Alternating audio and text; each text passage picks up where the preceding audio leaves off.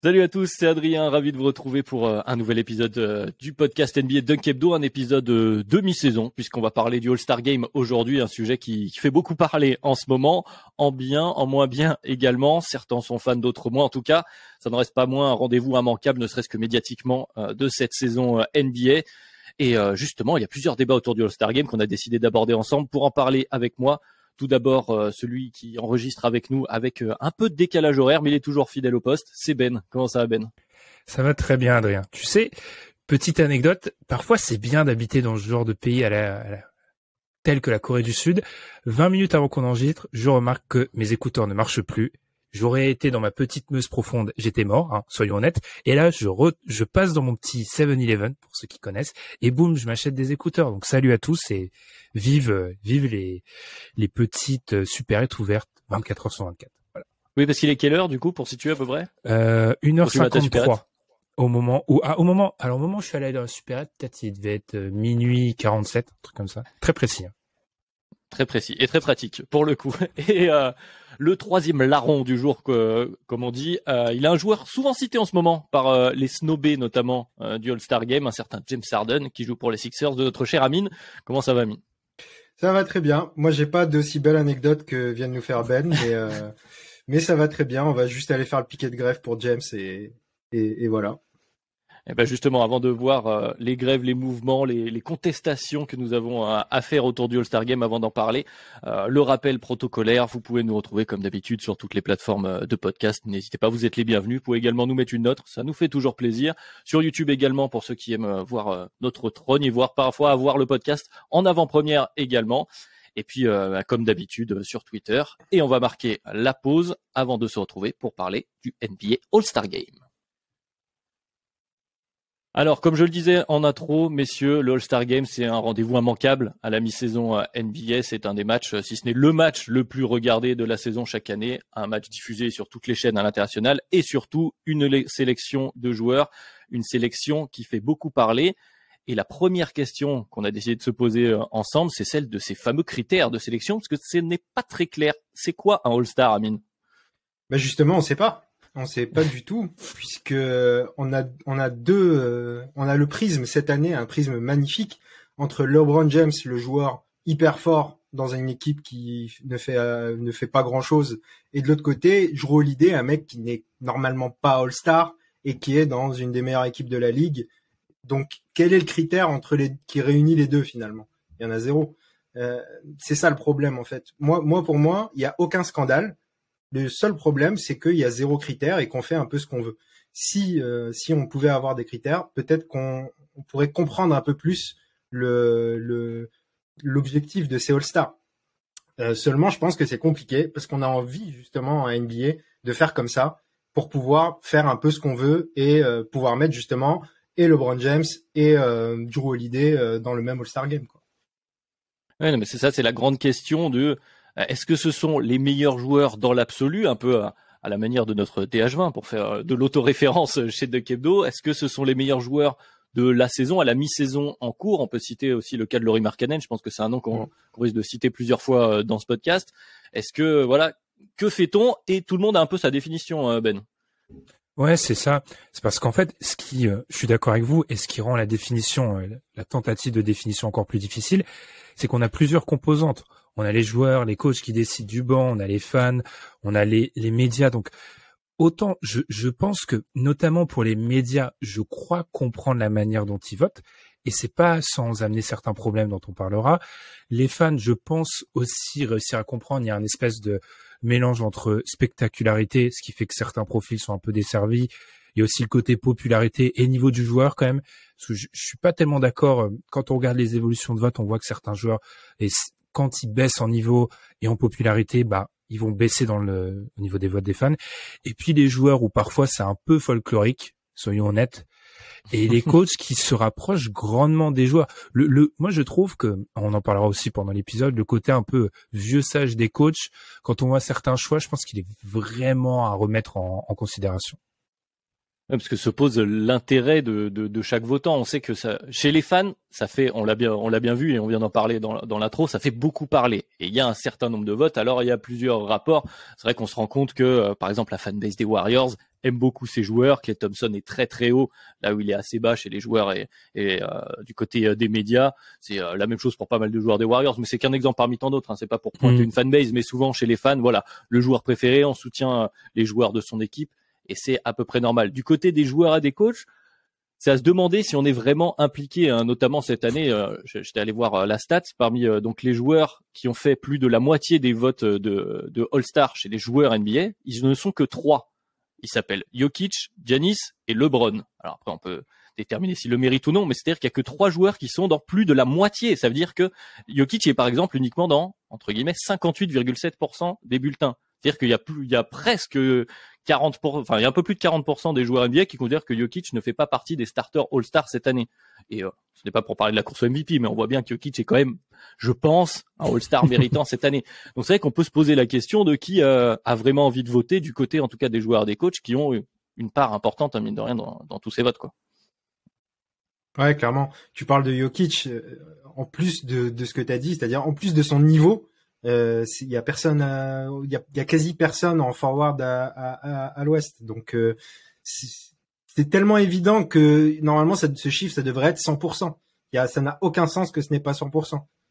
Il faut racler les fonds de tiroir pour trouver des forwards. Donc Jokic il devrait être à 100% et c'est pas le cas. Ça prouve qu'il y a un problème. Ça prouve qu'il y a d'autres intérêts que le vote objectif total, quoi.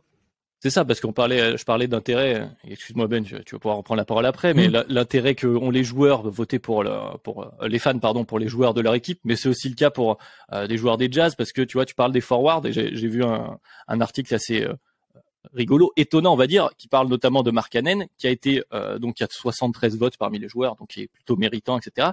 Mais on retrouve aussi d'autres joueurs du Jazz avec des votes. Il y a 2 votes pour Walker Kessler, je vois 1 vote pour Jared Vanderbilt, je les ai sous les yeux, 1 vote pour Rudy Gay, 2 votes pour Azubuike, 1 vote pour Michael Porter qui est un two-way du côté du Jazz, pour ceux qui ne suivent pas. Donc voilà, par exemple, si tu veux que Mark Cannon soit All-Star, sur le reste du front de court, tu vas mettre les autres joueurs de ton équipe ou quelque chose comme ça. C'est vrai qu'il y a peut-être aussi un biais de vouloir mettre en avant un joueur parmi tant d'autres et du coup de ne pas voter pour les autres. Je sais pas, je le lance un peu en l'air. Non mais c'est vrai, c'est simple Adrien. Il y a eu 360. Alors, je cherchais désespérément. Ça, c'est un peu marrant parce que pendant la préparation du podcast, on s'appelait et puis je vous ai dit, les gars, quand je regarde le détail, je vois 220 votes pour Giannis, 220 votes pour Jokic. C'est peut-être le total. Non, très loin. 375 le total. Donc, comme tu l'as dit, ils sont à peine au-dessus des 50%. Ce qui est marrant, c'est qu'il y a eu 375 du coup joueurs habilités à voter et il y a eu 330 joueurs qui ont reçu des votes quand même. Faut dire que c'est scandaleux. En tant que starter en plus. En tant que starter, hein. Donc bon, passons. Et quand on regarde, et c'est vrai, il y a un paquet de manières différentes de voter selon les joueurs. Il y avait un article assez intéressant sur Bleacher Report de Sean Hiking. Je pense pas que depuis 2021, l'article date il y a 2 ans, ça a changé fondamentalement la manière de voter. Or, t'as ceux tels Torian Prince qui te disent très clairement, sans se cacher, c'est quelqu'un qui le fait pour moi tous les ans. Donc bon, là déjà on se demande la procuration, est-ce que c'est vraiment qui est ce quelqu'un, tu vois, parce que si c'est l'agent, ça ramène d'autres questions, hein. Passons. Il y en a qui disent moi en gros c'est Tyrese Maxey qui disait moi je vote pour les mecs qui sont dans mon équipe en fait, parce que en gros ce qui devrait être interdit en soi, parce que tu devrais pas avoir le droit de voter pour les joueurs dans ton équipe. T'as les mecs à la John Wall, en gros moi je vote pour les mecs qui m'ont le plus impressionné dans les face à face. T'as Damien Lillard qui disait lui de son côté non, moi j'essaye vraiment d'être le plus transparent possible et même si c'est pour voter pour des mecs qui peut-être pourraient me voler ma place, je vais le faire. Enfin t'as un paquet de motivations différentes et ce qui fait que oui, et les joueurs on leur part de responsabilité. Après Adrien, je trouve que il y a aucune des composantes qui est parfaite en fait. Moi je trouve, tu vois. Les médias, je trouve j'ai 2 problèmes. Premier problème, j'aime pas le fait qu'ils votent à la fois pour les All-NBA où ils ont tout pouvoir et pour le All-Star Game. Deuxième problème, en fait, pour moi, ils votent pour les All-NBA quand ils font le All-Star Game. Globalement, au niveau des critères, il y a aucune différence. Quand j'écoute, je lis les justifications, ils votent pour les All-NBA en février. Sauf que c'est pas ça, en fait, le All-Star Game, je trouve. Donc, personne n'est parfait dans cette histoire. Ouais, c'est la question de cette première partie. Qu'est-ce que c'est que le All-Star Game finalement? C'est pas ça. Ouais, voilà, c'est pas ça. Ça dépend pour qui. Manifestement, oui, voilà, comme tu dis, pour les médias, on a l'impression que c'est leur DH20. C'est un peu comme nous, sauf qu'à la mi-saison, ils s'amusent à faire l'exercice une nouvelle fois en prenant les meilleurs joueurs. Mais on se rend bien compte, et Amine, tu le disais dans l'intro, que tu as des joueurs holiday, Lauri Markkanen qu'on a cité, enfin, des joueurs qui font voilà, qui sont dans des équipes qui performent ou qui surperforment, parce que finalement, Markkanen, quand on regarde le classement du Jazz, maintenant arrivé à cette mi-saison, ils sont un peu, entre guillemets, rentrés dans le rang, même s'ils sont à un meilleur bilan que ce qu'on pouvait attendre probablement avant la saison, mais il y a une forme de récompense, donc Lauri Markkanen qui a été voté 4e chez les joueurs. Donc, je parle du front de cour de l'Ouest, évidemment, mais du coup, qui est bien récompensé. Donc, t'as l'impression qu'il y a une espèce de dichotomie entre ce que veulent les fans, ce que veulent les médias, ce que veulent les joueurs. Est-ce qu'on a besoin de trancher, Amine, c'est cette question que j'ai envie de te poser là maintenant, est-ce qu'on a besoin de trancher sur qui a raison, ou est-ce que c'est pas finalement mieux comme ça que chacun fasse un peu à sa sauce, quoi? Alors, moi je pense que d'un point de vue global, sans parler de basket, l'objectivité c'est une vaste fumisterie. Ça n'existe pas. Et du coup, à partir de ce moment-là, on peut pas reprocher tout et n'importe quoi à tout le monde. C'est justement ce qui se passe parce que tout le monde est subjectif. Mais en vérité, pour moi, il n'y a pas de scandale là sur les votes. C'est-à-dire que tu peux, à partir du moment où tu peux les expliquer d'une certaine manière, il y en a pas. Et pourtant, moi, je pense au plus profond de moi-même que James Harden aurait dû l'être, par exemple. Mais justement, est-ce que je suis objectif sur le sujet aussi? Et du coup, le truc, c'est qu'il n'y a pas d'objectivité. C'est pour ça que moi, je pense que mettre des critères clairs, c'est pas l'objectif de mieux choisir les All-Stars. C'est qu'on se plaigne moins finalement. Parce que aujourd'hui, personne n'est content. Parce que toutes les fanbases vont se plaindre de tout et n'importe quoi, parce que leur joueur n'y est pas, parce que leur joueur y est, ou quoi que ce soit. Mais en vérité, il n'y a pas de critères clairs. Alors, il y a aussi Jaren Jackson Jr. qui est beaucoup sorti dans les discussions parce que il y a autant de minutes que Anthony Davis. Ça peut se comprendre, tout peut s'expliquer. Et il y a le bilan de Memphis, c'est pas le même que celui des Lakers, ceci. Donc, tu peux l'expliquer d'une certaine manière. Là, le seul problème que je retiens, c'est qu'il n'y a pas de cohérence entre les différents choix. Et du coup, tu ouvres encore plus la porte à dire mais c'est n'importe quoi. Parce qu'effectivement, si des joueurs mal classés mais bons sont au All-Star Game et que en revanche tu as des joueurs moins bons mais très bien classés qui y sont, c'est quoi le critère principal pour être All-Star? Moi, je pense qu'il faut prendre le All-Star Game pour ce qu'il est, c'est-à-dire c'est pas le Super Bowl en NFL, c'est juste une grande fête du basket. Ça n'a pas vocation à être plus. Parfois, c'est une plus belle fête que d'autres, mais c'est pas plus que ça finalement. Mais tu soulignes le point important de la pondération des différents critères, même si une nouvelle fois c'est subjectif à chacun. Mais si on fait une grande fête du basket, les gens vont te dire ah oui, mais du coup tu vas défavoriser les joueurs plus défensifs, des joueurs holiday, tu l'as cité. On pense à Rudy Gobert il y a quelques temps, etc., qui sont moins spectaculaires. Il était critiqué d'ailleurs Rudy Gobert pour sa sélection. On disait qu'est-ce qu'il fait un All-Star Game, c'est pas amusant de le voir. Et en même temps, parfois, on en parlait d'ailleurs entre nous. Je crois que c'est toi, Amine, qui le disais quand on préparait ce podcast. Finalement, les All-Star Games, des fois, sont les plus intéressants quand ça commence à défendre. Donc, est-ce qu'on n'a pas aussi envie d'avoir ces joueurs?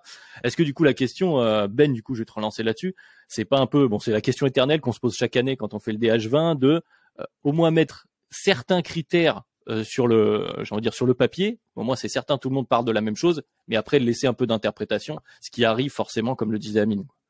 Mais moi, en fait, j'ai l'impression que cette question, il faut la diviser en deux. Il y a la question des titulaires et la question des remplaçants. Parce qu'en soi, la formule pour les titulaires, moi, je vous avoue qu'elle me dérange pas de ouf. 50% pour les fans, 25% pour les joueurs, 25% pour les médias. Je trouve que on peut discuter sur certains points, par exemple, est-ce que Embiid aurait dû être titulaire, etc.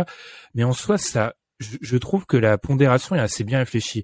Moi, et là où, du coup, l'intérêt peut-être de mettre des critères aurait du sens, c'est sur les coachs en fait, qui de un ont un pouvoir total sur les remplaçants, première chose, qui deuxième chose ne rendent pas leur choix public. Bon, ça peut s'expliquer sur certains points, mais le fait est que on donne ce pouvoir totalement disproportionné à des coachs qui, ça a été dit pendant la semaine, notamment sur Twitter par Maud Akil qui travaillait pour The Athletic, maintenant pour Bleacher Report de tête. Les coachs, quand tu es dans un coaching staff, ils prennent 5 minutes pour le faire. Donc, en fait, c'est à eux qu'il faudra imposer peut-être plus des critères. Moi, je trouve que c'est vraiment là la faiblesse du All-Star Game.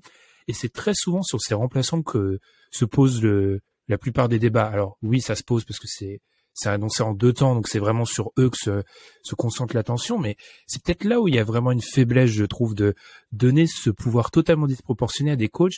Surtout en plus, il y a la question des positions. Je dis beaucoup de choses, mais ils sont censés donner deux guards, 3 mecs sur le le front court et 2 spots un peu wildcard où tu peux faire ce que tu veux.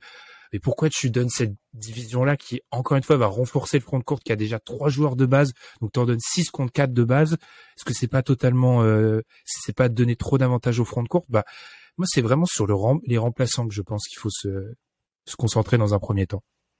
Et en plus, il y a une nuance, c'est pas très clair leur guard front court parce qu'ils disent aussi que si certains joueurs bénéficient plus à une autre position ou à la team All-Star, alors on peut considérer qu'ils sont à une autre position. Enfin, oui, non, mais c'est déjà pas très clair. Mais je pense que t'offres la transition la plus évidente vers la suite de notre podcast, puisque effectivement les remplaçants, c'est ça qui fait le plus parler, parce que bon, les titulaires, comme tu disais, Embiid n'est pas titulaire, mais il sera quand même All-Star.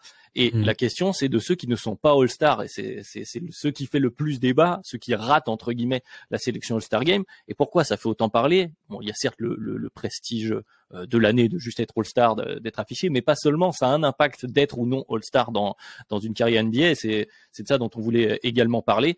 Et il y a notamment l'impact. Je sais pas par où vous voulez commencer, mais Amine, j'ai envie de te lancer sur l'impact premier. C'est celui de la carrière, de la legacy, comme on dit. À la fin, quand on revient sur la carrière de certains anciens joueurs, eh bien une des premières lignes qu'on lit, c'est machin, 9 times NBA All-Star. Et si t'en as moins, eh ben forcément, ça affaiblit ton CV. C'est ça. Je pense que justement, c'est un peu le côté, comme tu l'as dit, 9 time, first time. C'est-à-dire, s'il y a écrit une fois All-Star, il y a des chances que ce soit la récompense de fin de carrière, soit aussi en début de carrière, t'étais trop fort et on t'a mis All-Star assez rapidement, mais ça a pas suivi. Donc c'est plus le nombre de fois où t'as été All-Star. Et effectivement, quand tu commences à avoir été 3-4 fois All-Star dans la Legacy, c'est hyper important en fait. Tu sais que, et pourtant des fois c'est pas forcément à certaines époques, il y a eu des postes où il y avait moins de joueurs forts et tout, et du coup ça a mené à certaines choses, ou à des bilans collectifs des fois qui ont amené à certaines choses incroyables. On se rappelle de ces fameux Hawks qui avaient plus de All-Star que de remplaçants. Du coup, oui, ça joue énormément sur moi je pense que c'est le principal effet, c'est sur la legacy, sur ce que ça t'apporte en termes de visibilité aussi, de ce que tu peux communiquer dessus, et pourquoi pas peut-être des discussions sur les contrats, mais je pense que c'est pas le principal truc. Mais et puis participer à la fête, il y a beaucoup de choses qui rentrent en jeu. Je pense que c'est important pour les joueurs. On voit d'ailleurs l'importance que ça a, que c'est simple, c'est quand quelqu'un n'est pas sélectionné justement. On voit, et même si généralement la première phrase qu'ils disent, bon, moi je m'en fous en fait de pas être All-Star, mais, et on sait très bien que dès qu'il y a mais, c'est qu'il y a un problème. Tout ce qu'il y a avant ne compte pas. Exactement. Donc on voit bien qu'à chaque fois, parfois c'est peut-être juste de l'ego, mais en tout cas ça les embête vachement de pas être au All-Star Game. Et puis pour clore ce petit volet legacy, avant de parler des autres impacts, Ben, vous avez fait un podcast il y a quelques semaines, je crois que tu étais avec Madiane sur le Hall of Fame, et c'est vrai que si t'es All-Star ou pas All-Star, ça peut déterminer ton entrée dans le Hall of Fame, dans le panthéon du basket, donc c'est quand même quelque chose de relativement important pour une carrière. J'invite les gens à aller le réécouter, mais on avait remarqué avec Madiane que au-delà des minutes et des points, le nombre de sélections All-Star Game, c'est un des critères premiers. Parce qu'en fait, effectivement, quand on fait rentrer des joueurs, quand tu calcules l'éligibilité au All-Star Game qui se situe 5 ans après ta retraite, donc il y a un moment, sur un joueur qui a une longue carrière, au début de carrière, on va remonter à des choses qui sont passées à 10-15 ans. Il y a un moment où ce genre d'accolade, comme on dit, c'est un anglicisme qui est absolument atroce, je suis désolé, ce genre de récompense permet de situer un joueur. Et effectivement, quand on regarde le Hall of Fame, on remarque que, à l'exception d'un joueur dans les années 50, Larry Faust, tous les joueurs qui ont 7 sélections All-Star ou plus sont Hall of Fame. C'est-à-dire que, par exemple, alors oui, ça va relancer le débat Hall of Fame, Paul George est Hall of Famer, en fait. En gros, techniquement. Paul George en a 8. Donc, Paul George devrait être Hall of Famer. Donc, c'est vraiment cette manière, comme tu l'as dit, de présenter le joueur qui se réduit souvent à bague ou pas, sélection All-Star Game, etc., ça a un impact majeur sur la manière dont on se souvient de toi. Je suis désolé, moi je connais pas toute l'histoire de la NBA sur les doigts, le bout des doigts. Quand je vois un mec qui dans les années 70, je vois ah ouais, il a été 3-4 fois All-Star, ce joueur-là, bah même pour quelqu'un comme moi qui suit beaucoup la NBA, ça a un impact. Faut être honnête. Et d'ailleurs, la NBA s'en est rendu compte elle-même, puisque Amine, tu l'as évoqué un peu en toile de fond quand tu parlais de certains All-Stars qui faisaient un peu tâche. Pendant des années, il y avait, enfin tâche entre guillemets, mais la découpe des All-Stars, c'était 2 guards, 2 forwards, un pivot. C'est-à-dire ils l'ont inclus. Alors je sais plus c'était en quelle année, mais ils ont inclus, parce que ça remonte à il y a un petit moment, j'ai plus les dates sous les yeux, mais ils ont inclus le critère du pivot. Sauf qu'au bout d'un moment, on s'est rendu compte que avoir 2-3 pivots dans ton All-Star Game, ça faisait que tu avais un pivot un peu moyen et que il manquait un autre joueur de front de courte, on va dire un poste 3 ou 4 dans la liste. Donc la NBA elle-même se rend bien compte que ça a un impact et essaye de le corriger petit à petit, même si c'est pas aussi évident. Mais effectivement, la non-sélection joue pour les carrières, la perception des carrières des joueurs, mais pas seulement la carrière, parce que c'est aussi ça qu'il faut qu'on parle. Alors certes, Tom n'est pas avec nous, mais il me semble que Ben, que tu veux invoquer son âme pour parler. On va parler argent, on va parler contrat. Et effectivement, il y a certains joueurs pour lesquels ça peut changer des choses d'être ou non All-Star. Exactement. Je sens le message WhatsApp de Tom. Bien Ben sur le salary cap. Mais le mais va arriver. Alors du coup, en gros, pour faire simple, pour comprendre les joueurs au niveau du All-Star Game, faut comprendre je vais pas le faire aussi bien que Tom, faut comprendre une différence de base dans les contrats NBA entre les bonus qui sont likely, donc probables, et les bonus unlikely qui sont improbables. Les bonus likely sont comptés dans le salary cap du joueur. Exemple typique, Jaylen Brown avait un bonus s'il était All-Star cette année à 1,5 million. Sauf qu'il a été déjà All-Star la saison dernière, donc le bonus était déjà inclus en fait. Il était considéré comme probable, donc il était inclus dans le salary cap déjà des Celtics. Et à l'inverse, il y a des bonus qui sont considérés comme improbables. Par exemple, la sélection All-Star Game de Sabonis était considérée comme improbable, donc elle ne comptait pas dans le salary cap, ce qui fait que l'année prochaine, le salaire de Sabonis passera de 19,4 à 20,7 en fait. Ce qu'il faut comprendre, c'est qu'en réalité, alors oui, c'est marrant quand on dit il a gagné tant parce qu'il est All-Star Game, mais quand on compare ça au NBA, l'impact il est quand même mineur. C'est vraiment parce que sachant que cette distinction entre bonus probable et improbable se fait avant le début d'une saison sur des calculs statistiques, je suis désolé, mais au All-Star Game, t'as rarement des mecs qui étaient sur le banc quelques semaines avant. Donc en fait, t'as des joueurs qui, la plupart du temps, le bonus est considéré comme probable. Donc, certes, ils gagnent de l'argent, mais c'était des choses qui comptaient déjà dans le salary cap. Donc, c'est un impact qui est quand même mineur par rapport aux NBA qui peuvent juste se compter en dizaines de millions de dollars pour un joueur. Pour récapitulatif, on attend le mai de Tom. Je sais pas si Amine, tu veux ajouter quelque chose sur le sujet financier. Oui, oui, juste, il y a aussi le côté éligibilité au Supermax qui est beaucoup plus fort en fait avec le All-NBA que où il n'y a pas ça avec le All-Star. Je pense que c'est le truc le plus important en fait. C'est-à-dire quand tu vas négocier ton contrat, aller pouvoir chercher le palier supérieur, ça se fait avec les All-NBA et pas avec les sélections All-Star. Effectivement, donc on voit qu'il y a plusieurs impacts pour les joueurs, pour leur carrière, pour leur compte en banque aussi, pour le compte en banque des agents. Tu les as cités rapidement, Ben. Alors, on va une nouvelle fois parler d'eux, mais pas que. Et justement, en parlant de l'évolution, je pense qu'on va pouvoir revenir ensuite sur tout ce qu'on vient d'évoquer rapidement en premier lieu. Mais qu'est-ce qu'on pourrait faire pour améliorer tout ça? C'est un peu la grande question. C'est pour ça qu'on va se laisser la majorité du temps aujourd'hui. Qu'est-ce qu'on peut changer? Parce que l'All-Star Game, pour refaire un petit peu d'histoire, quand il apparaît dans les années 50, il y a environ 20% de l'ensemble des joueurs NBA, 20-25%, qui se retrouvent à être All-Star. C'est-à-dire qu'un joueur sur 4, un joueur sur 5, pratiquement un joueur par starting 5 se retrouve All-Star. Donc effectivement, c'est pas la même chose pour donner un ordre d'idée. Donc au fur et à mesure, ça a évolué avec l'extension des équipes, avec l'extension des rosters aussi petit à petit. C'est-à-dire que les rosters sont de plus en plus grands. Le dernier gros changement, c'est l'ajout des two-way contracts en NBA. Ce qui fait que là, dans les années 2020, on va dire ça comme ça, on n'a plus que donc 24 All-Stars pour 510 roster spots au total en NBA.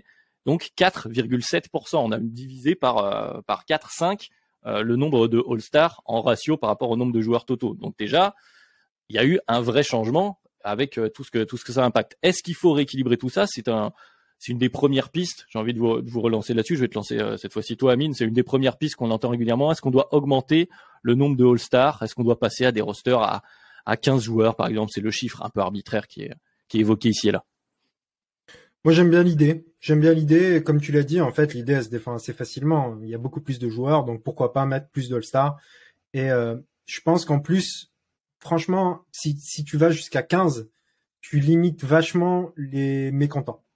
Parce que là, tu rentres dans une caste au-delà de 15. Ça, je pense que c'est compliqué de pas inclure tous ceux qui potentiellement méritent d'être All-Star. Quand tu regardes cette année, par exemple, les mécontents d'un côté, ça dépasse pas 2-3 joueurs de chaque côté.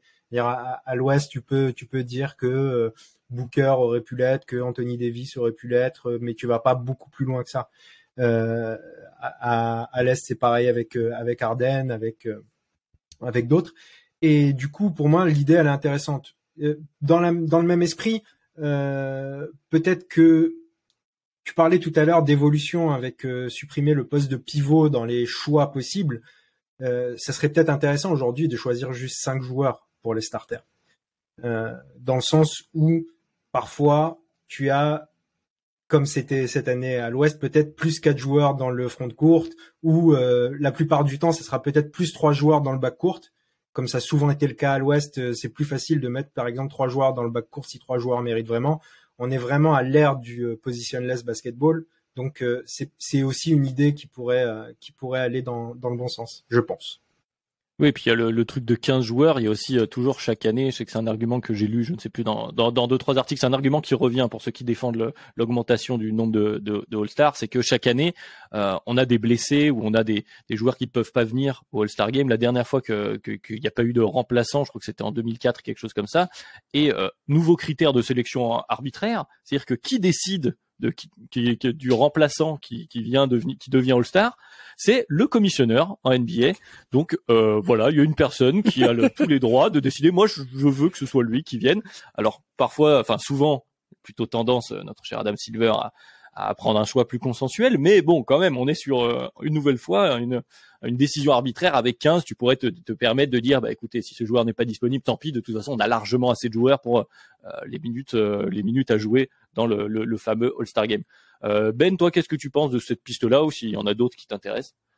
Je suis content parce que parfois on nous dit vous êtes tout le temps d'accord. Je suis pas d'accord parce que du coup non, en fait pour moi derrière la question du est-ce qu'on rajoute 15 joueurs se pose en filigrane, est-ce que on veut que ça reste quand même un vrai match de basket, ou est-ce que ça reste plus ou moins un vrai match de basket? Parce que faire jouer 30 joueurs, alors je suis très mauvais en maths, mais 48 minutes, 5 joueurs, on a un total de 240 minutes à jouer. Et quand on regarde les All-Star Games, globalement, on remarque, en regardant, alors c'est pas de la grande analyse, j'ai juste navigué dans les box scores, les gars. En vrai, je regarde, en gros, il y a une espèce de limite mentale. Je sais pas si c'est une espèce de règle tacite. Les mecs jouent tous 10 minutes, en fait, minimum. Même le mec, fin du bout du banc, il joue 10 minutes. J'ai vu même, Vucevic, c'était pas un All-Star qui était vraiment mis en avant. Il jouait 10 minutes. En gros, il joue tout le temps 10 minutes, les mecs. Le fait est que si tu commences à monter à 15, alors c'est toujours possible, mais ça va un peu niveler le nombre de minutes pour tout le monde et on risque de pas avoir certaines associations. Première chose.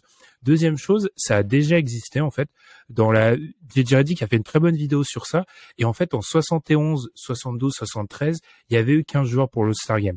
Qu'est-ce que j'ai fait? J'ai regardé les beaux scores de ces matchs-là. Et en 71, on a 5 joueurs qui jouent moins de 10 minutes. En 72, 5 aussi. Et en 73, 3. Donc, ce qui existe pas trop autrement. Donc, en fait, tu risques je comprends l'idée, mais je me dis aussi que on mettra toujours une barre ailleurs, en fait.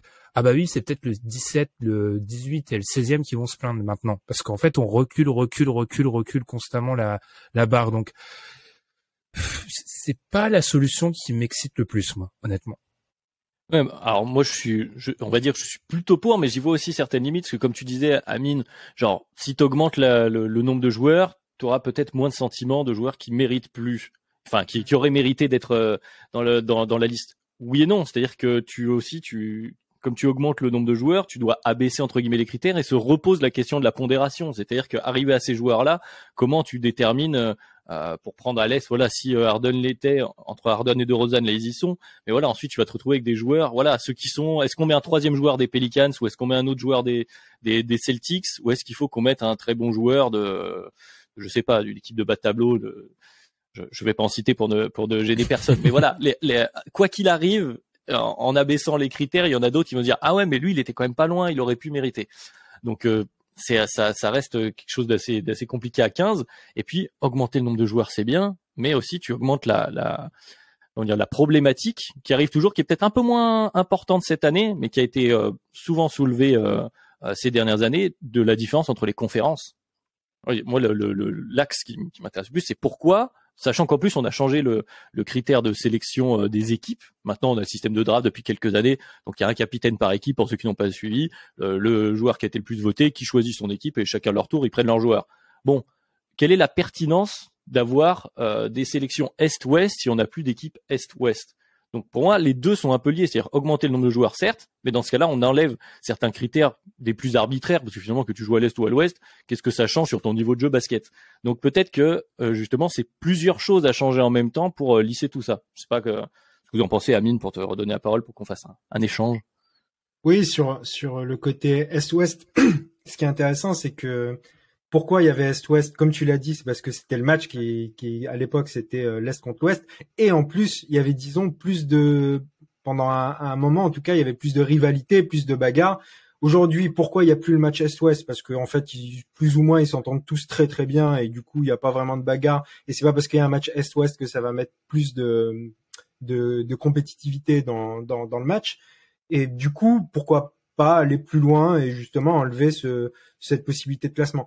Maintenant, tout ça c'est intéressant, mais je me demande jusqu'où en fait, parce que sur les 15 vous avez raison, surtout d'un point de vue du match en fait. En fait, peut-être il faut définir ce que doit être ce match avant de choisir ce qu'est la sélection, parce que finalement, qu'est-ce qu'il est ce match du All-Star Game?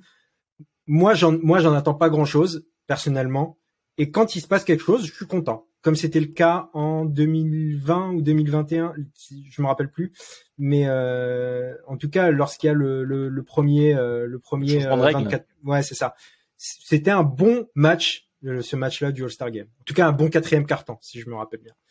Et c'était agréable à regarder. Mais disons que faut peut-être définir ce que doit être le match avant de définir comment on sélectionne finalement. Oui, bah surtout qu'en plus à l'origine, je regardais l'historique parce que forcément quand on fait nos recherches, on arrive au tout début. Quand le All-Star Game arrive en NBA, alors en NBA il arrive, c'est surtout il faut refaire de l'audience parce qu'on a des problèmes il y a des polémiques ici et là. Mais il est calqué sur le All-Star Game de la MLB et du baseball, qui lui a été créé à la base pour être un match donc effectivement spectaculaire, mais un match caritatif en fait qui génère des fonds pour, en l'occurrence, c'était les familles des joueurs morts prématurément. Donc voilà, c'était un match un peu caritatif. C'est vrai, donc ça repose cette question, est-ce qu'on veut se calquer plus sur quelque chose comme ça? C'est ce qu'ils font là à chaque quart-temps, selon l'équipe qui a gagné, il y a des fonds qui sont pris ici et là. Voilà, est-ce que c'est un match caritatif? Est-ce que c'est un match showtime? Est-ce qu'on veut un match compétitif ou non? C'est vrai que c'est assez partagé entre les observateurs et les fans. C'est vrai que nous, qui analysons souvent, qui regardons beaucoup de matchs, je sais que chez Dunk Hebdo, on n'est pas tous des grands fans de ce match puisque l'intérêt basketball est pas énorme. Ben, je te vois lever les bras. Que veux-tu ajouter là-dessus? J'adore le All-Star Game. Moi, j'adore ce match. En fait, non, moi, c'est un peu une posture, mais ça me saoule ce moment où, alors, chez certains, je pense que c'est réel, mais d'autres, ça fait un peu, non, mais de toute façon, le All-Star Game, moi, je préfère regarder un bon vieux Rockets Magic pour analyser tu vois, il y a un moment, c'est une posture. Chez certains, c'est une posture et ça m'énerve. Passons. En fait, moi, je veux juste revenir sur un détail, sur les conférences. J'ai une théorie. On n'a pas supprimé complètement les conférences parce que ce nouveau format de team LeBron, team Giannis, team Durant, etc., c'est une réponse à ce qui s'est passé il y a genre 5-6 ans. Souvenez-vous, le format, il a été changé à l'intersaison 2017. C'est quoi l'intersaison 2017, les gars? C'est le premier titre des Warriors. C'est un des moments où je pense que le déséquilibre est le plus violent. Donc on se dit, bon, pour le All-Star Game, on va faire ça. Mais je pense que intimement, dans l'idée des dirigeants NBA, ils voudront revenir. Ils auraient déjà pu le refaire, mais je pense qu'ils veulent un peu tester la formule. il y a l'idée de revenir un jour sur Est-Ouest classique. Je suis persuadé de ça. Ça a trop de sens dans l'imaginaire NBA, Est-Ouest, ou même si il y a moins de rivalité, je suis assez d'accord avec vous. Il y a quand même le fait que, in fine, à la fin de la saison, t'as une équipe de l'Est, t'as une équipe de l'Ouest, en fait. Donc, ça a du sens d'opposer Est-Ouest au All-Star Game. Après, sur ce que doit être ce match, je suis d'accord avec vous, en fait. C'est un débat sans fin, mais pour plein de raisons, le match ne peut pas être par essence compétitif. Donc, en faisant un match un peu collégial, carême, sans que ce soit le cirque Pinder, ok. Mais en tout cas, un match où on peut parfois avoir des bonnes surprises, comme le dit Amine. Mais le fait est que pour moi, c'est pour ça.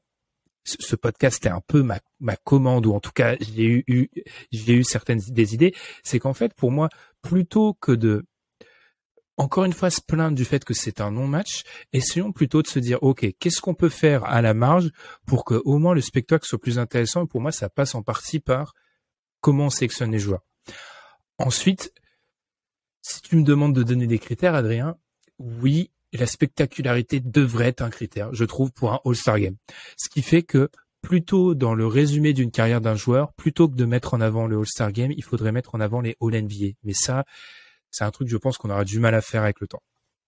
Mais est-ce qu'il faut pas du coup séparer, on l'a évoqué tout à l'heure, le fait que donc les fans majoritairement, fans joueurs et médias, mais fans majoritairement décident des starters. Les coachs décident des remplaçants. Les médias ont leur mot à dire sur les All-NBA Teams à la fin de la saison. Est-ce qu'on pourrait pas aussi segmenter tout ça et dire bon ok, si le All-Star Game que vous dites ça doit être un spectacle, pourquoi pas, allons-y. Mais dans ce cas-là, c'est totalement pour les fans, c'est les fans qui décident de tout le monde. On supprime aussi les questions des postes, on prend les joueurs que les fans ont envie de voir et on y va à fond. Auquel cas, tu es sûr d'avoir les plus spectaculaires.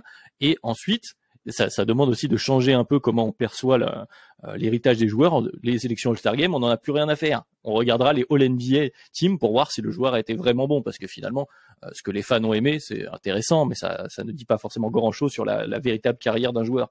Sauf que se repose le problème éternel, et c'est un peu une toile de fond qui revient régulièrement dans nos podcasts comme ça théoriques sur la NBA, de l'héritage et de l'histoire. En NBA, on adore les stats qui ont toujours été les mêmes parce qu'on a toujours fait comme ça. Et je vois pas pourquoi on changerait parce qu'on a toujours fait comme ça. Et du coup, si on se met à ne plus considérer la sélection All-Star comme un gros achievement dans une carrière, alors comment on juge un joueur de maintenant ou du futur proche par rapport à un joueur des années 70-80? Donc bon, c'est une pièce en l'air parce que j'ai pas de réponse à ça, mais peut-être que c'est segmenter les différentes accolades, comme tu disais, les différentes récompenses en NBA pour être une piste en tout cas pour arrêter la frustration autour des sélections All-Star. Est-ce qu'il faudrait pas tout simplement, moi les gars, la solution pour moi elle est pas toute trouvée, mais la formule 50% fans, 25-25, il faut l'élargir jusqu'au bout en fait. En gros, on enlève les coachs. Les coachs, ou alors les coachs, on leur donne un espèce de pouvoir de, je sais pas, de juge s'il y a une égalité ou un truc qui se crée comme ça, genre dans la formule. Mais je trouve qu'on devrait continuer la formule du 5 de départ sur tout le reste, parce que en soi, si on prend un exemple comme cette année, si on suit cette formule-là, c'est pas trop scandaleux. Mon problème avec donner trop de pouvoir aux fans et tout aux fans, c'est que ça pourrait vraiment finir en cirque en fait. Genre vraiment, il y a vraiment une vraie possibilité pour que ça n'ait strictement aucun sens. Surtout avec la manière dont on peut voter. Et si on donne fans joueurs, les joueurs, on en a pas encore trop parlé, mais les joueurs, il y a certains trucs où tu vois que ça joue à la réputation chez certains. Donc non, continuons la formule actuelle et mettons, allez, je vous accorde les 15 joueurs si vous insistez. Mais en tout cas, faisons comme ça, je pense. C'est une première piste. Qu'est-ce qu'on dit de l'autre côté de la table des négociations, Amine? Moi, j'aime bien cette idée. J'aime bien cette idée. De prime abord, quand j'ai commencé à y réfléchir, j'avais pensé un peu comme toi, Adrien, sur le donnant de pouvoir aux fans, puisqu'on en est là. Mais en fait, il y a trop de dérives, comme l'a dit Ben, et on l'a vu récemment. On a vu Andrew Wiggins starter, on a vu à quoi ça peut mener. Et ça, pour l'instant, c'est pas si grave, Andrew Wiggins starter. Mais si on en parlait un peu en off, mais si demain un nouveau Chinois arrive en NBA et que la Chine vote massivement pour qu'il soit starter alors que c'est le 15e homme d'une équipe par exemple, bah ça peut arriver et du coup ça ouvre un peu plus de problèmes. Du coup l'idée d'élargir par contre le système de vote au nombre, aux 12 ou 15 joueurs, peu importe, total. Je trouve ça intéressant parce qu'il y a quand même un côté finalement garde-fou de la part des médias et des coachs par rapport aux fans. Et au final, comme l'a dit Ben, quand on regarde un peu les votes un peu plus loin que les starters de ce système, c'est pas scandaleux du tout en fait. Tu te retrouves avec quelque chose qui peut-être fait tout aussi sens qu'actuellement. Donc moi j'aime bien l'idée, en tout cas. Ouais, mais l'idée est intéressante, mais une nouvelle fois, si on continue dans cette idée de vouloir faire du All-Star Game un match de spectacle, parce que c'est vrai que l'intérêt de, comme tu disais, que les coachs soient un peu les garde-fous, c'est que ça permet à des joueurs d'un profil un peu moins spectaculaire, un peu moins offensif, mais qui sont des très bons joueurs de basket, des glue guys, des très bons défenseurs, etc., d'avoir une ou deux petites récompenses dans le CV où il y a écrit All-Star quelque part. Bon, il y a Jrue Holiday qui est le nom de cette année, mais ça arrive régulièrement. Il y a toujours un défenseur ici et là. On peut penser à Ben Wallace il y a quelques années, ce type de joueur-là. Bon voilà, des joueurs moins spectaculaires, des joueurs qui sont des bons joueurs de basket, d'avoir leur petite ligne. Et comme on le disait, ça joue dans la legacy, ça peut jouer dans le contrat, etc. C'est vrai que moi aussi j'aime bien que ça reste. Si le All-Star Game doit toujours être un des grands rendez-vous, ce qu'on lit dans la ligne de CV et ce qui n'est pas prêt de changer, comme on disait tout à l'heure, j'ai peu d'espoir que les All-NBA teams dans la perception collective prennent le pas sur le All-Star Game. Dans ce cas-là, c'est embêtant de tout donner, d'enlever entre guillemets la récompense des coachs, même si on revient à ce que tu disais Ben un peu plus tôt, au sérieux des votes des coachs qui parfois, comme tu le disais sur les joueurs, genre votent un peu soit à la réputation, soit voilà à l'affect, on va dire, de joueurs qu'ils aiment bien ou qui considèrent être des bons joueurs parce que bon bah voilà, il est bon depuis 2-3 saisons, si cette année il est moins bon, c'est pas grave, je le mets, ou si son équipe est moins bonne, et même si ça, tu le dis, voilà, le fait que DeRozan soit All-Star cette année, même si j'adore le joueur et qu'il est probablement toujours, on verra, on fera les comptes en fin de saison, mais toujours au moins pas loin du DH20, est-ce qu'il mérite d'être All-Star à cette mi-saison? C'est pas certain. Donc il y a aussi cette problématique là. Mais tu vois, si tu prends un joueur comme Jrue Holiday chez les joueurs, on pourrait se dire il a pas une grosse cote. C'est un mec qui finit 10e chez les joueurs en fait.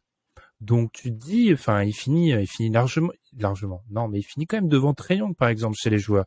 Donc je pense que là où je suis d'accord, le fait qu'un mec comme Jrue Holiday qui finit 15e chez les fans, oui, il n'aura peut-être pas l'apport d'un mec si on fait de la comparaison Trae Young qui finit 5e chez les fans. Bah, le fait est que si tu rajoutes en plus cet apport média où c'est intéressant de voir que les deux finissent à égalité, 6e chez les médias, bah, quand tu calcules, ils ont tous les deux votes sur 100. Bah, au final, tu te dis que le garde-fou d'avoir d'un côté les médias et les joueurs pour rééquilibrer les fans, ça a un peu de sens. Alors oui, bien évidemment, si tu laisses toujours 50% aux fans, les profils défensifs seront un petit peu sanctionné, mais j'ai pas dans l'idée que sur l'histoire récente, les joueurs défensifs aient vraiment été totalement mis de côté. Tu vois, l'exemple aurait été de jamais voir Rudy Gobert All-Star Game, on se serait dit ok, là c'est scandaleux. Rudy Gobert a fait ses All-Star. Draymond Green, bon, alors il était avec les Warriors, a fait ses All-Star. Il y a qui de vraiment dominant défensivement où on se dit il aurait dû finir All-Star Game, il l'a pas été. Adrien citait Ben Wallace il y a un instant. Qui a pas été, d'accord. Qui a pas été. J'ai pas de.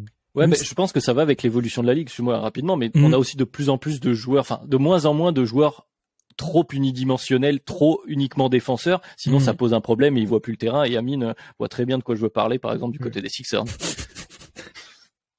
Il a été All-Star. Mais non, mais je vois ce que tu veux dire. Je pense vraiment, c'est horrible de vous offrir 45 minutes pour en arriver à cette conclusion. Je suis désolé. je pense vraiment, il y a de ça. Il y a deux. Après, là où je me contredis, c'est que pour moi, il y a vraiment, il y a juste le côté média où j'aime pas le fait que les médias aient 25% All-Star Game, 100% de All-NBA, mais il y a tout le monde s'équilibre bien, cette formule est bonne, c'est juste arrêter cette boîte noire des coachs qui envoient la réputation, qui ne remplissent pas leur rôle de garde-fou sur certains points parce qu'on sait pas ce qu'ils font en fait. La réputation, c'est aussi valable pour les joueurs. Comme tu dis, ils sont qu'à 25%, mais tu vois, DeMar DeRozan, pour revenir, il est 4e chez les joueurs. Sur les guards à l'Est, parce qu'il est considéré comme guard, ça c'est une autre problématique, mais 4e chez les joueurs, c'est quand même très très haut par rapport à cette année. Donc même les joueurs, voilà. Bon, après, comme tu dis, il y a la pondération, peut-être mettre les coachs aussi, baisser les médias, comme tu dis, à laisser 50% fans et faire un 20-15-15, quelque chose comme ça, avec les coachs et les médias. Après, tu peux faire 25 coachs, 25 joueurs, 50 fans. Hein. Mais et plus de médias. Et comme ça, tu laisses les All-Stars, les All-NBA aux médias. C'est un peu ça le. Un peu. Alors, les gens vont croire que je suis un pur populiste, les médias, etc. Non, c'est juste qu'en fait, c'est ça. Encore une fois, je l'ai dit au début en introduction, on vous ment. Genre, je l'ai dit au début, j'ai trop de mal avec le fait que les mecs votent pour les All-NBA en février. En fait, ils font tous ça. Je voyais encore passer un article de Jackson Frank où tout le monde a dit oh là là merci, il a enfin abordé le All-Star Game sans bilan, en gros en se concentrant sur ce que font les joueurs. Oui, mais on est tous d'accord que dans l'équation, alors c'est bête de dire ça parce qu'il n'y a pas de critères, on l'a dit depuis le début. Les équipes, ça paye un peu en fait. Historiquement, on voit qu'il y a un truc avec l'équipe en fait. Donc il y a un moment, si tu balayes toute l'histoire du All-Star Game, tu votes pour les All-NBA en fait. Tu votes pas pour le All-Star Game. Mais est-ce que la All-NBA de mi-saison, c'est pas justement aussi en partie ceux qui ont fait, tu vois, qui sont les meilleurs joueurs, parce que les All-NBA, il y a aussi parfois, j'en perds ma voix, il y a parfois un espèce de, alors j'arrive pas, de biais de fait que ce soit récent. Très très mal traduit, mais parce que je voulais pas faire l'anglicisme encore une fois. Mais c'est vrai que sur les fins de saison, les joueurs plus marquants sur un run de fin de saison vont monter dans les All-NBA teams, on le voit aussi. Et donc ça joue toujours, tu vois, même si tu te dis, allez, je prends les meilleurs joueurs de cette première partie de saison, sans vouloir remettre dans l'absolu, s'il y a un mec qui a été moins bon, et s'il y a un mec, s'il y a un Lauri Markkanen qui fait un peu d'exploit, et ben on va quand même voter pour lui. J'ai pas regardé, je l'ai plus sous les yeux la place de Markkanen chez les médias, mais j'imagine qu'ils ont quand même voté pour lui. Donc peut-être que c'est un peu une idée, mais comme tu dis, à un moment donné, il va falloir l'écrire sur le papier, ce qu'on en fait de ce. Est-ce que c'est pas ça la conclusion? Tu vois, c'est comme les limites de minutes. A priori, ça paraît être une super idée. Et quand il pense, au passage, Markkanen est 5e chez les médias. Donc c'est assez cohérent. En fait, Markkanen, par exemple, c'est un bon exemple parce qu'il finit 4e chez les joueurs, 7e chez les fans, 5e chez les médias, en fait. Tu vois que, il y a eu un engouement autour de lui. C'est assez équilibré. C'est équilibré pour un joueur qui est quand même, de base, pas une superstar NBA qui joue à Utah. Enfin, bref. Mais, pour en venir de base à ce que je disais et que j'ai oublié, oui, les limites de minutes. Moi, je sais pas vous, les gars, mais je suis contre parce que je pense que tu pourrais commencer à faire des calculs d'apothicaire en mode, on sait qu'il y a le load management actuellement NBA. Je pense que les mecs pourraient s'arranger pour tomber juste au-dessus au moment où ça vote, quoi. Amine. Oui, bah en fait, je crois que tu as tout dit un peu à la fin quand tu as dit le truc, c'est définition un peu tout. En fait, nous on cherche des axes de réflexion, mais l'important c'est que eux le définissent clairement en fait. Et c'est ça qui me manque aujourd'hui, et que ça soit mieux défini en tout cas. Parce que là, c'est un peu un gloubi-boulga, oui, donc les starters c'est comme ci, les remplaçants c'est comme ça. On vous dit pas qui a voté pour qui a voté pour quoi. C'est compliqué. Est-ce qu'on n'en revient pas à je voudrais pas le blâmer une nouvelle fois, mais c'est vrai qu'il y a un peu cette critique d'Adam Silver, il va falloir qu'on cite une nouvelle fois son nom, qui est souvent un peu dans l'indécision, qui veut pas trop trancher. On a une formule qui marche plutôt bien, ça fait beaucoup d'audience, le All-Star Game, malgré les quelques baisses d'audience qu'il y a eu justement ces dernières années sur les matchs NBA, il faut aussi dire ce que c'est à la télévision. Le All-Star Game, c'est toujours un carton. C'est un carton, qu'on l'apprécie ou pas. Si quelques initiés chez nous font un peu comme tu dis Ben, ont un peu la posture genre non, c'est pas du vrai match de basket. Moi je préfère regarder. Non, chez nous c'est pas une posture. Attendez, parce que si tu dis que chez nous c'est une posture, je vais être mal dans le groupe après. Mais... non mais bien sûr, mais même si c'est vraiment le cas, même si on préfère, c'est vrai que l'intérêt basketballistique de ce match du All-Star Game, pour ceux qui suivent et qui aiment le basket en lui-même, c'est peut-être pas le plus intéressant, mais pour le produit NBA qui reste un divertissement, il faut le rappeler, c'est un sport et c'est un divertissement pour le monde entier. Les gens qui ont pas beaucoup de temps, qui n'ont pas beaucoup de matchs, regardez le Star Game, t'as tous les meilleurs joueurs, enfin, en tout cas, parmi les meilleurs joueurs. Allez, on revient à cette question. Est-ce que ce sont vraiment les meilleurs joueurs? Bref, ils sont quand même tous là, réunis au même endroit pour un match, et ça fait énormément d'audience. Et justement, même si cette formule a ses limites, on les évoque depuis tout à l'heure, Amine, tu l'as bien dit, peut-être qu'ils n'ont pas trop envie de trancher en NBA, justement de changer quoi que ce soit, parce que si tu touches un critère ici et là, peut-être que tu peux abîmer ton produit, quoi. C'est ça, c'est qu'en fait, en donnant trop peut-être en rééquilibrant la formule, il faut que c'est un produit d'appel pour les gens qui regardent la NBA à mi-distance, quoi. ou derrière la ligne à 3 points. Tu vois, pas ceux qui sont dans la raquette. Tu vois, si je file la métaphore. Et du coup, il faut qu'il y ait des figures marquantes. Par exemple, oui, à la fin, Kobe qui se retrouve au All-Star Game sur le niveau. Est-ce que c'est justifié? Non, mais c'était voilà une tête d'affiche de la NBA. Donc, ça reste ça en fait. Faut se demander à quel public viser. Bah, c'est le public des personnes qui regardent la NBA un peu de loin. Donc, la formule a l'avantage de proposer ce genre de garde-fou. C'est par exemple, tu vois, Adrien, c'est pour ça que Adam Silver, il se donne le pouvoir de choisir le mec, le remplaçant en cas de blessure. Parce que c'est un pouvoir absolument extraordinaire. C'est génial. Bon, c'est génial. Bon, entre le mec qui joue dans une équipe qui est certes peut-être méritant, mais qui joue dans une équipe un peu moins glamour, etc., et le mec qui joue qui joue à New York ou à Los Angeles, vous remarquerez que j'ai pas dit gros marché parce que là, ça ressort. Là, en ce moment, ça ressort gros petit marché. J'en chope de l'urticaire. Bah oui, je vais faire le choix avec le mec qui a peut-être un peu plus de valeur et qui sera un meilleur produit pour les fans qui regardent depuis la mi-distance. Donc voilà, c'est une conclusion vraiment mauvaise à ce monologue. Mais le fait est que il faut aussi comprendre qui sont les personnes visées et tout simplement, ces personnes-là t'as besoin d'avoir des joueurs que tu reconnaisses, quoi, tout simplement. Ouais, je pourrais te rajouter un petit axe à ta conclusion pour t'aider, si tu veux. Il y a aussi un truc qu'on n'a pas évoqué, parce que oui, on débat, ça fait 50 minutes qu'on en parle. On voit les débats sur Twitter depuis une semaine. Les débats, les polémiques, ça fait de l'audience, ça fait de l'engagement sur les réseaux sociaux, ça fait de la pub à ta ligue. Les gens viennent voir, pourquoi il y a autant de gens qui défendent tel joueur, pourquoi il y a autant de gens qui aiment pas celui-là, alors je vais aller regarder, etc. C'est aussi une des stratégies de la NBA, et on l'évoquait rapidement entre nous, c'est d'être visible finalement aux yeux de tout le monde. C'est-à-dire que on a tous accès, et on en est très heureux, aux images sur Twitter le lendemain. Tu as les docs, tu as les stats, tu as des résumés, tu as tout ce que tu veux sur YouTube. On peut tout voir, et ça participe de ça. Garder une formule qui a des avantages, on l'a dit, qui finalement est pas si mal, mais qui a quelques inconvénients suffisants pour faire parler beaucoup de gens, notamment les fans qui sont de toute façon l'audience numéro 1. C'est aussi une bonne formule finalement du point de vue juste de la NBA peut-être aussi. Ouais, je suis tout à fait d'accord. C'est clair que le côté créer de l'engagement, tu peux pas espérer mieux que créer des polémiques de toute manière. C'est tout simple et ça marche nickel. Moi, je voulais évoquer aussi un autre truc. On devait l'évoquer qu'à la toute fin, mais est-ce que le match des All-Stars, est-ce que c'est vraiment le baromètre du All-Star Game finalement? Parce que là aujourd'hui, il n'y a pas que ça. Moi, j'adorais regarder le All-Star Weekend pour voir un super slam dunk contest, pour voir un super concours à 3 points. Et ça, c'est en baisse totale. On peut pas dire le contraire, surtout vu le slam dunk de l'année dernière. Et c'est pas dû forcément juste à la qualité, parce que l'année dernière, c'était aussi la qualité, mais c'est pas toujours dû juste à la qualité, c'est aussi les participants. C'est-à-dire qu'aujourd'hui, pour le slam dunk, t'as Shaedon Sharpe, Trey Murphy, Kenyon Martin Jr. et Mac McClung.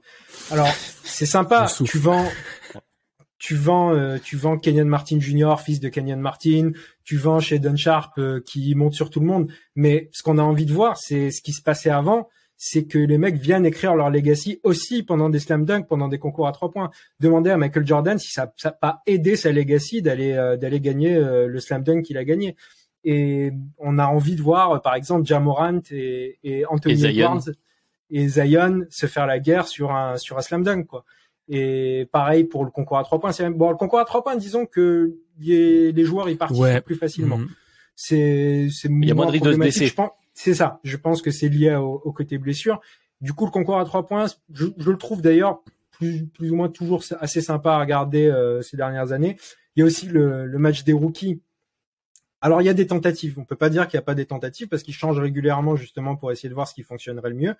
Et pour l'instant, en fait, tout ce qui se passe autour du week-end n'est pas parfait et le match, c'est le bouquet final. Si ton week-end s'est bien passé, peu importe ce qui se passe dans le match, l'événement du match All-Star Game, c'est justement les sélections, plus que le match en lui-même finalement. Donc tout ça, c'est un grand tout et en fait, faut réfléchir à comment améliorer le truc pour créer le plus d'intérêt possible pendant le week-end. Parce que créer de l'intérêt en dehors du week-end, ça, il n'y a pas de problème. Et effectivement, je pense que le All-Star Game n'a jamais créé autant d'intérêt actuellement en dehors du week-end qu'actuellement.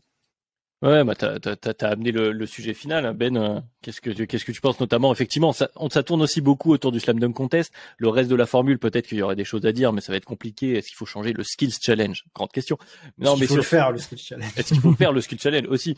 Non, mais voilà, c'est vrai qu'il y a toute l'évolution autour du week-end où on suit jour après jour et on attend certains grands rendez-vous avec, voilà, à la fin, en point de mire, cette espèce de grand match du All-Star Game qui est censé être la grande conclusion. Mais avant, c'est le Slam Dunk Contest, c'est vrai qu'il faisait beaucoup parler. Les posters qu'on avait dans la chambre, etc., c'était très souvent ce genre voilà, des dunks qui étaient claqués dans ces concours qui étaient extraordinaires avec des joueurs iconiques, avec des tenues iconiques. Ben, je sais que tu es très sensible à un certain Superman, par exemple. Superman, incroyable. Voilà. Est-ce qu'on aimerait retrouver des Superman plutôt que, et c'est sans leur faire offense, hein, des Trey Murphy ou des Shadon Sharp. J'avoue que j'ai vraiment dû me concentrer pour éviter le fou rire quand Amine a donné la liste des mecs qui vont participer. Bref. Alors, les vrais des vrais savent que le vrai début du All-Star Game, c'est le Celebrity Game. Hein. Ça, c'est vraiment le début pour les vrais, où Stephen A. Smith parfois a fait le coach. Bref. Alors, si on prend le week-end dans l'ordre, moi j'en ai ras-le-bol qui change tous les ans la formule pour le match l'ancien rookie sophomore. Je sais même plus ce que c'est des fois. Je me dis, oh attends, est-ce que c'est international? C'est international. Est-ce que D-League qui revient? Est-ce que c'est... Je comprends pas. Moi j'aimais bien le folklore des mecs avec leurs maillots qui jouent ensemble. Enfin voilà, j'avoue que je suis un ultra conservateur du All-Star. Il y a les maillots aussi. On pourra parler des maillots aussi. Ouais. Les maillots aussi. Tu vois. Bref, passons. Oui, les maillots, ça c'est, tu vois. Oh mon dieu, je deviens un vieux con de 26 ans. Rejoins-nous, Ben, rejoins-nous. Sur le concours, alors moi je me suis souvent posé la question. Alors, concours à 3 points. Je pense que oui, il y a moins de risques de se blesser. C'est surtout que globalement, c'est beaucoup moins partagé, les gars, je pense. Donc en fait, il y a des mecs, il y a des grosses têtes d'affiches qui ont perdu le concours à 3 points. Ça va, tu vois, et qui se sont vautrés quand même parfois. On parle pas. Vrai. Par contre, si tu te votes sur un dunk, tout le monde le voit. Hein. C'est un peu différent. Par rapport au concours de dunk, moi, je l'ai dit, je me suis beaucoup posé la question. Je me suis déjà dit, est-ce qu'il faudrait pas faire voter les fans? Mais le truc, c'est que les 4 premiers vont dire non, non, non. Je sais pas, est-ce qu'il faut que quelqu'un relance la machine? On l'a vu que parfois, ça peut être aussi des joueurs de second rang entre guillemets, hein, parce que je veux dire que Aaron Gordon et Zach LaVine, au moment où ils le font, c'est pas des super têtes d'affiche de la NBA. Le fait est que c'est des dunkers de génie et qui font un concours légendaire, je pense qu'on peut le dire vraiment. Donc, il faut réussir à motiver peut-être ce deuxième échelon, parce que là, le problème, c'est qu'on est vraiment sur la fin de la liste, de la fin de la liste. Enfin, je veux dire, on a vraiment des mecs qui parfois 2 ans après sont plus en NBA. Donc c'est là où c'est ultra compliqué. Ouais, vas-y Adrien. Oui, non mais c'est pour aller abonder dans ce sens, c'est exactement ce que je voulais dire. Je m'étais noté on se retrouve avec des mi-stars entre guillemets. C'est-à-dire c'est pas les superstars, mais il faut quand même des noms qu'on reconnaisse et des gars qu'on voit régulièrement en fait dans les highlights. C'est-à-dire qu'il faut aussi pendant un temps le concours de dunk quand on se retrouvait avec que des stars mais qui venaient comme tu dis rater 10 dunks de suite pour ensuite claquer un truc un peu limite. Il y avait aussi de toute façon comme toujours, il y a toujours, on entend la minorité vocale qui disait bah oui mais est-ce qu'on pourrait pas avoir juste des vrais dunkers, parce qu'au final c'est vrai que si on compare le concours de dunk de la NBA à un concours de dunk de purs dunkers qui ne sont pas des joueurs de basket mais des dunkers, bon bah c'est vrai que ça n'a rien à voir. Donc il y a une espèce d'équilibre à trouver, et c'est vrai que s'il est peut-être à trouver au niveau voilà de ces gros dunkers de match, les gars qu'on voit dans les top 10, on voit les gros posters qui sont encore dans la force de l'âge, qui ont la possibilité aussi de mettre le temps, comme tu l'as dit, la préparation, parce que ça se prépare, un concours de dunk, c'est des répétitions, etc. Parce que t'as pas envie de passer pour un idiot et de rater tes dunks. Donc voilà, le Zach LaVine, Aaron Gordon, je pense pas qu'on en aura des aussi bien de sitôt, mais c'est vrai qu'on pourrait, là, t'as cité Anthony Edwards, par exemple, Amine. Voilà, on est sur un énorme dunker de match qui nous claque des posters incroyables et qui est un bon joueur actuellement, qui n'est pas encore en jeu, de jouer le titre à la fin de saison. Bon, peu de chance de voir les Timberwolves en finale de conférence, par exemple. Donc, les gars, est-ce que tu pourrais pas venir? J'en sais, c'est vrai que c'est tout ce qu'on aimerait, mais est-ce que ça peut vraiment arriver? C'est ça la question. Moi, je pense le côté spécialiste du dunk. Là, si tu regardes la liste un peu quand même, Shadon Sharp, c'est le truc, c'est que j'aimerais bien le voir dans 4 ans ou 5 ans au concours de dunk, parce que c'est un dunker. On l'a vu justement dans des highlights. On voit quasiment que ça de lui finalement la plupart du temps. Et pareil, Kenyon Martin, ça monte haut. C'est la même chose. Mais le truc, c'est moi j'étais plus vraiment, tu vois, t'as parlé d'Anthony Edwards. Moi j'aime bien le côté un peu rivalité. C'est ça qui est cool aussi. C'est-à-dire si tu envoies Anthony Edwards Si tu envoies Ja Morant, si tu envoies Zion, des mecs un peu de la même génération qui sont tous des dunkers et tout, ça va se taper dessus. C'est des stars, et en fait là vraiment pour l'intérêt, c'est pas que le côté meilleur dunker, parce que vous avez cité Lavin, Gordon, il y a le Gordon Derrick Jones aussi qui était pas mal en vérité, hein. Chaque fois qu'il y a en fait il faut faire venir Aaron Gordon, chaque fois qu'il y a Aaron Gordon, c'est vraiment bien. C'est ça. Mais on a envie un peu de star system, on a envie de ce qu'il y avait justement avec Michael Jordan, quand Dwight Howard l'a fait, quand quand Dominique Wilkins l'a gagné, c'est pareil, c'est des choses qui marquent beaucoup plus finalement. Et j'ai envie de dire, Lavin, Gordon, c'est un épiphénomène. Ils étaient tous les deux en grâce totale en fait ce soir-là. Et on attend un peu de storytelling, j'ai envie de dire, sur ça. Là, on a l'impression que le concours de dunk, oui, on va vous montrer des jolis dunks si ça se passe bien, quoi. C'est tout ce qu'on nous propose. Oui, c'est ça. Puis le Gordon Lavin, c'est vrai qu'en plus on est sur le côté star en ascension. C'est quand même pas bon. Lavin là est en train quand même de prendre une autre dimension un petit peu, mais on est quand même sur des joueurs qui étaient surtout des énormes dunkers et des starters solides. C'est vrai qu'on n'est pas sur la même dimension que t'as cité Wilkins, Michael Vince Carter à l'époque, des gars comme ça. Mais c'est vrai que c'est peut-être ça qu'on veut, c'est les stars, les transitions de génération. Peut-être que c'est ça le bon moment, justement, avant que la ligue appartienne à Ja, Ant et compagnie, justement affirme ton arrivée en claquant un énorme concours de dunk, ce qui était un peu ce qui se passait avant. C'est peut-être ça, ce storytelling qui manque. Ben ouais, j'ai vu que tu voulais dire quelque chose. Ce qui manque, mais en fait, ce qui manque, et tu l'as parfaitement résumé, hein, ce qui manque, c'est les mecs que tu vois dans le top 10 tout le temps, en fait. Genre, tu vois, milieu des années, je vais défendre, cette fin de podcast est affreuse. Rejoins-nous, Ben, rejoins-nous. Des années 2000. Assume. Genre, alors que c'est loin d'être un joueur que j'apprécie, J.R. Smith, début de carrière, était dans tous les highlights. Le mec, il a fait le concours de dunk, et pas qu'une fois. Ce bon vieux Josh Smith à Atlanta, joueur agréable sur Touquet, pas vraiment sur un terrain de basket. Il était dans tous les top 10 à une période. Il a fait le concours de dunk. Dwight Howard était dans les top 10. Il a fait le concours de dunk. Pat Connaughton, il est pas dans tous les top 10. Il s'est retrouvé au concours, tu vois. C'est des trucs comme ça qui sont un peu gênants, en fait. Juste les mecs qui sont dans les top 10. Au bout d'un moment, c'est assez simple. Enfin, il y a quand même des récidivistes. Ces mecs-là doivent être, par exemple, un mec comme Jalen Green et pourtant c'est un joueur que je critique. Le mec a fait le concours de dunk. Pour moi, c'est légitime. C'est un mec qui se retrouve dans les top 10. C'est un jeune joueur en ascension. Son équipe est pas vraiment mis en avant par son équipe en termes de résultats collectifs. Le mec fait le concours de dunk. Mais, je sais pas, revoir Obi Toppin plusieurs fois. Rien de personnel, hein. Bon, il joue pas beaucoup. Mais c'est pas un mec que tu vois, de manière récurrente dans les top 10, par exemple. C'est arriver à trouver l'équilibre pour les joueurs entre les risques, on l'a dit, de un de blessure effectivement, l'épuisement, enfin ça fait du travail en plus, et puis le risque de, si ça se passe mal, d'un peu entre guillemets passer pour un con, mais aussi de l'autre côté de la personal branding incroyable. Si tu claques un énorme concours de dunk, ça peut être intéressant. Ouais, Ben. Idée débile, parce que le Super Bowl s'approche. D'ailleurs, on remercie les Bengals d'avoir perdu. Passons, ça c'était totalement personnel. Ou alors tu fais un Super Bowl et tu mets le concours de dunk à la mi-temps du All-Star Game. Ah, c'est une façon. Mais après, tu dis pas le week-end comme tu voulais par rapport à ce qu'on disait au produit. Oui, c'est vrai. Tout son week-end là. Oui, c'est vrai. L'idée est souvent, comme toute idée venue comme ça, est probablement pourrie.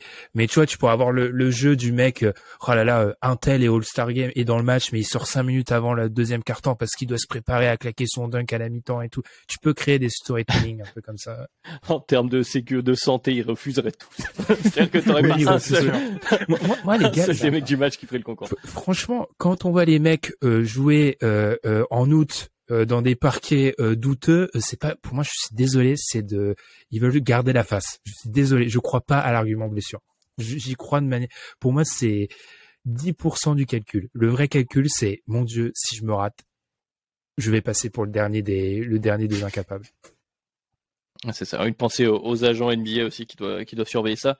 On a fait pratiquement un quart d'heure juste sur le concours de dunk qui n'était pas le sujet standard, mais comme quoi du sujet principal, mais comme quoi il cristallise quelque chose, ce dunk contest au milieu du All-Star Game. C'est vrai qu'il fait partie du spectacle en général. Donc t'as bien fait, Amine, de le lancer assez tôt ce sujet. Parce que sinon... Je voulais juste rajouter vas-y, je t'en prie. Il y a aussi le problème des votes sur les concours de dunk. Ah oui, parce c'est que vrai ça. Ben l'a dit vite fait. Moi, je suis totalement pour qu'on fasse voter les fans parce que le vote du jury là, c'est à chaque fois une catastrophe en fait. C'est incompréhensible. Enfin bref, c'était juste une parenthèse.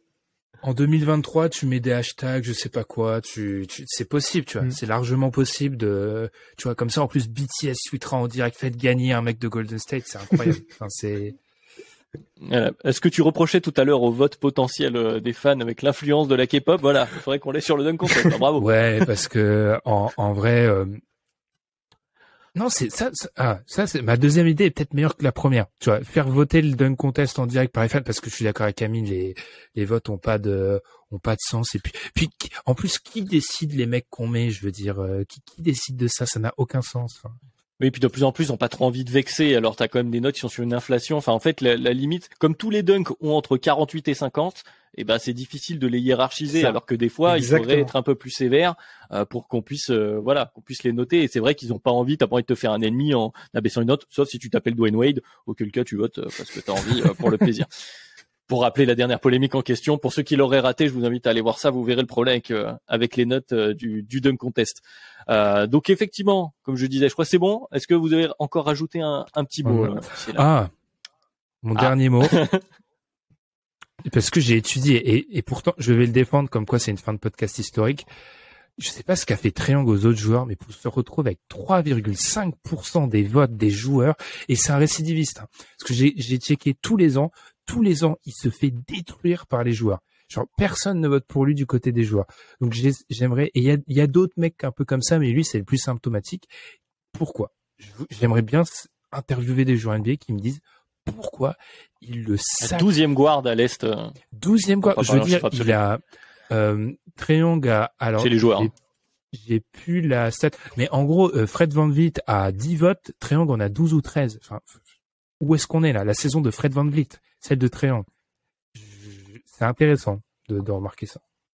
Oui, bah ça illustre ce qu'on disait. C'est vrai qu'il y a l'affect qui joue de plus en plus. Il y a un côté grande famille dans NBA qui joue sur ce All-Star Weekend, que ce soit, comme disait, les histoires de draft et puis aussi sur les votes entre eux. Mais voilà, il y a plusieurs pistes. Je pense que c'est assez intéressant. On a fait 1 heure de podcast pour finalement dire, elle est pas si mal cette formule. Elle a forcément ses défauts. On vous invite bien sûr, pour ceux qui nous ont écoutés déjà, on vous remercie d'être arrivés au bout du podcast, mais on vous invite également à échanger avec nous. Qu'est-ce que vous avez peut-être vous comme piste d'amélioration? Est-ce que c'est pas si mal finalement, vous aussi ça vous va? Est-ce que vous votez? Est-ce que ça vous intéresse aussi? J'aimerais bien savoir s'il y a des gens qui sont plus ou moins, parce que dans notre public, il y a peut-être des gens pas intéressés. Vous êtes pas intéressés les gars, je vous connais. Vous n'êtes pas intéressés. Vous connaissez notre public. Voilà. Ben a parlé. Vous n'êtes pas intéressé, mais c'est gentil du coup d'avoir suivi le sujet. Si ça vous intéressait pas, merci d'avoir écouté ce podcast. Comme d'habitude, évidemment, on vous invite à nous rejoindre sur toutes les plateformes, donc Spotify, Apple Podcast, Podcast Addict, celle que vous préférez, bien entendu, sur YouTube, sur Twitter. Merci à tous. Merci messieurs d'avoir été avec moi. Et puis, on se retrouve la semaine prochaine avec un nouveau sujet. On va laisser de côté l'All-Star Game. Je pense qu'on va retourner à notre bonne vieille saison NBA. C'est ça. Et un big up à Tom pour la présentation la semaine dernière. Ah, effectivement, big up à Tom. Incroyable. Et big up à Tom qui va aussi faire sa critique sur l'aspect financier de ce podcast. Voilà, belle conclusion. Merci à tous. Et on se retrouve la semaine prochaine. Ciao.